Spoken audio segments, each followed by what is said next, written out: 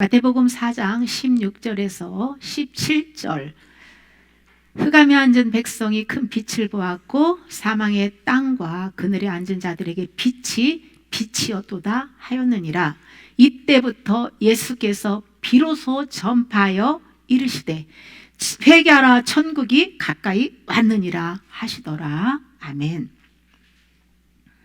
당시 영적으로 비참한 상태에 놓인 갈릴리 사람들에게 빛 자체이신 예수님께서 선포하신 이 말씀은 지금 우리에게도 동일하게 회개하라, 천국이 가까이 왔느니라고 말씀하고 계십니다. 예수님께서 오시기 전에는 모든 인간이 영원한 죽음으로 인하여 소망이 전혀 없는 절망 상태였습니다.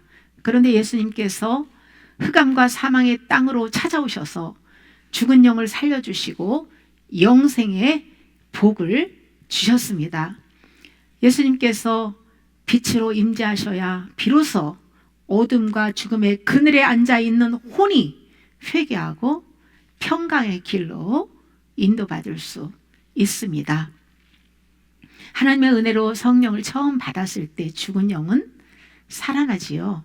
그러나 혼은 여전히 혼돈하고 공허하며 타락하고 부패한 흑암 상태입니다. 성령이 오셨어도 말씀에 빛이 없으면 온갖 잡생각으로 마음이 무질서하고 진리가 없는 텅 빈 상태라는 것이죠. 이런 마음은 참된 기쁨과 평안과 만족이 없습니다. 이런 마음 안에 오신 성령께서 빛을 비춰주기 위해서 운행하고 계십니다. 말씀의 빛을 받고 회개해서 무질서한 옛것을 버리고 말씀을 마음에 심을 때에 진리로 내면의 질서가 잡히고 공허한 마음이 사라지게 됩니다. 마음에 빛이 없으면 우리 안에 죄의 실상들을 깨닫고 회개할 수가 없어요. 성령님께서 회개를 시키기 위해서 가장 먼저 하시는 일이 빛을 창조하시는 일입니다. 성령님이 나타나셔서 빛을 비추게 하려면 먼저 내 입을 벌려 말씀을 소리내서 먹어야 합니다. 하나님께서 천지를 창조하실 때 빛이 있으라 하고 선포하는 즉시 빛이 생겼습니다. 이와 같이 성령님을 모시고 있는 우리도 말씀을 소리내서 선포할 때 빛이 일어난다는 것이요. 말씀을 소리내서 먹고 마음에 새겨 묵상하고 믿음으로 이 반응을 할 때마다 지속적인 빛을 받을 수가 있는 것입니다. 구약에서는 죄를 깨달았으면 속죄제를 드리라고 말씀하고 있어요. 우리에게 반영하면 예수님께서 다 이루어 놓으신 속죄 은총을 믿음으로 반응하라는 것인데요. 문제는 우리는 믿음의 반응을 할 능력이 없잖아요. 나를 포기하고 싶어도 성령님께 내 자리를 내어드리고 싶어도 내 마음대로 원대로 안 되잖아요. 그래서 내가 할 수 없기 때문에 성령님을 나타나게 해야 한다는 거예요. 성령님은 진리의 영이시기 때문에 성령의 감동으로 기록한 성경을 소리내서 읽으면 성령께서 빛으로 나타나십니다. 말씀을 소리내서 읽으며 회개의 은혜를 구할 때에 그냥 막연하게 모든 죄를 한꺼번에 다 용서해 주시옵소서라고 기도하지 말고 작정을 해서 한 가지의 기도 제목을 놓고 구체적으로 기도하는 것이 좋습니다. 예를 들면 3일, 7일, 21일, 40일 그렇게 기간을 정해서 내 이 죄, 내 힘으로 안 되는 날마다 올라오는 이 죄들, 타락한 정욕들, 우상들 이런 것들을 한 가지씩 기도 제목 삼아가지고 하나님 앞에 자백하며 주님께 모든 죄를 전가하는 그런 이 회개 기도를 할 때 빠른 기도의 응답을 받을 수 있습니다.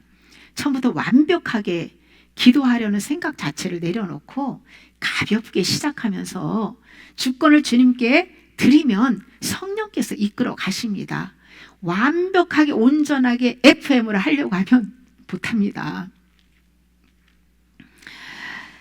매 순간 말씀 선포로 율법의 요구를 이루어 주시는 성령님께 주권을 맡겨드려야 합니다.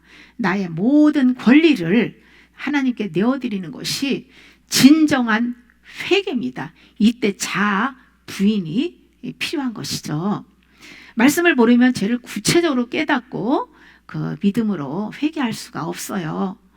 그러므로 먼저 마음에 빛이 임할 수 있도록 말씀을 소리내 선포하면서 빛이 임할 때에 우리는 회개의 자리로 나아갈 수 있는 것입니다.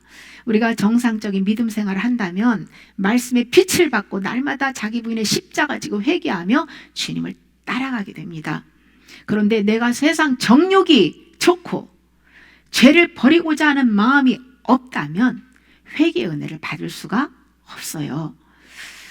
내 힘으로 안 되는 죄와 타락한 정욕을 해결받기 위해 매일 말씀을 소리내서 읽고 기도하는 자에게 성령께서 빛을 비추시고 회개할 수 있는 은혜를 주시며 십자가로 인도하십니다. 빛은 예수 그리스도시고 예수님은 말씀이십니다. 시편 119편 130에서 131절에 보시면 주의 말씀을 열면 빛이요 우둔한 사람을 깨닫게 하나이다. 내가 주의 계명들을 사모함으로 내가 입을 열고 헐떡였나이다. 아멘.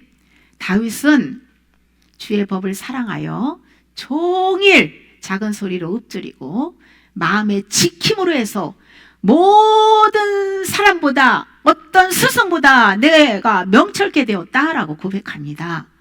마음이 명철해야 양심이 밝고 마음의 눈이 밝아져야 내 내면의 실상들을 볼 수 있습니다. 이때부터 마귀의 형상을 무너뜨리고 예수 그리스도의 형상으로 세워갈 수 있는 것입니다.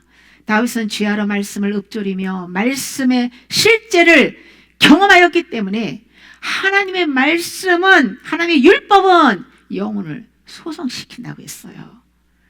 그리고 하나님의 이 증거는 정직해서 이 마음을 기쁘게 하고, 또 하나님의 이 말씀은 또 그 우둔한 자를 지혜롭게 하고, 하나님의 이 계명은 순결해서 눈을 밝게 해준다 라고 증언하고 있습니다. 다윗처럼 우리도 입을 열어서 성경 말씀을 읊조림으로 먹어야 마음에 빛이 임한다는 것을 깨닫고 눈으로 읽지 말고 소리내서 읽으시기를 권합니다. 부활하신 예수님께서 제자들의 이 마음을 열어서, 성령께서 마음을 열어 그 말씀을 깨닫게, 예수님께서 마음을 열어 제자들에게 이 깨닫게 해준 것처럼 우리 안에 오신 주님의 영으로 오신 성령께서 우리가 말씀을 소리내서 선포할 때 이 마음을 열고 이 깨닫게 해주셔야 믿음을 갖게 되고요. 그러면서 눈이 밝아질 수 있다는 것이에요. 우리가 지각을 사용을 해서 연단을 받아 선악을 분별해야 하기 때문에 우리가 마음으로 깨달아야 돼요. 그냥 머리로 그냥 이렇게 들어서 머리로 깨닫는 것은 그냥 내가 그냥 아는 정도, 한낱 개념 지식에 불과하고 관념적인 하나님을 알게 되지만은 성령께서 마음을 열어서 깨닫게 해주시면 그 말씀은 실제가 된다는 거예요. 살아있는 생명의 말씀이죠. 성령님은 소리를 낼 때 빛으로 임하시는데요. 눈으로 성경 읽으면 이 개념에 불과하기 때문에 설령 깨닫는다고 하더라도 실제 빛이 임하지 않기 때문에 마귀에게 영향을 주지 못해요. 마귀는 말씀 소리에 영향을 받습니다. 말씀 소리로 빛을 발하면 마귀가 고통을 느끼고 쫓겨나지 않기 위해서 소리 내지 마 하면서 목공격을 하잖아요. 그래서 굉장히 그 목이 힘들고 고통을 느낄 때가 있는데요. 그런데 그것도 그냥 잠시죠. 그때뿐이에요. 믿음으로 돌파하면 여러 번 시험하다가 도저히 안 되겠구나. 그 소리를 내서 끝까지 돌파하면 읽으면 더 이상은 목 공격을 하지 않습니다. 이미 우리가 싸우는 이 싸움은 이미 이긴 싸움이에요. 이긴 싸움을 가지고 믿음으로 그냥 이렇게 우리가 반응하면서 그 길을 밟아 나가면서 하나님의 말씀을 내게 반영하고 반응하고 이렇게 그렇게 순종하며 가는 길이기 때문에 내가 싸우는 것이 아니라 주님이 다 싸워주셨고 이긴 것을 나는 그냥 믿음으로 반응하면 승리하게 되는 것입니다. 혼을 거듭나게 하는 것이 항상 살아있는 생명의 말씀이기 때문에 매일 말씀을 소리내서 먹고 빛을 받는 것이 중요합니다. 나의 힘 빼고 겸손하게 믿음으로 해야 합니다. 내가 어떤 노력으로 제 문제를 해결받으려고 하는 것이 아니라 이미 주께서 십자가상에서 다 이루어 놓으신 속죄 은혜를 나의 믿음으로 받아들이기 위해서 하는 거예요. 주님의 피가 거저 내게 흘러 들어오는 것은 아니거든요. 내가 믿음의 반응을 할 때에 비로소 십자가에 설리신 주님의 피가 나에게 반영되고 그 피로 죄사함의 은혜를 받게 되는 것입니다. 우리는 매 순간 나의 권리를 포기하고 주님의 주권을 인정해드리고 믿음의 이 반응을 해야 하는데 무엇에 믿음의 반응을 해야 돼요? 진리의 말씀입니다.